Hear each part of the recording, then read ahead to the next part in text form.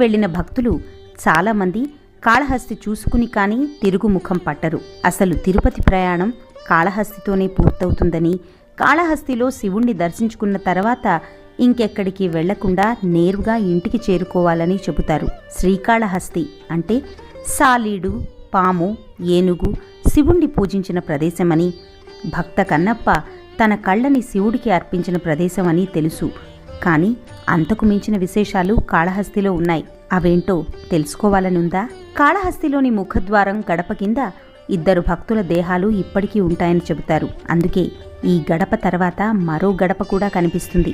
ఈ భక్తులలో ఒకరు శ్రీకాళహస్తి మహత్యము అనే కావ్యం రాసిన ధూర్జటి కాగా, మరొకరు రోమసుడు అనే మహర్షి.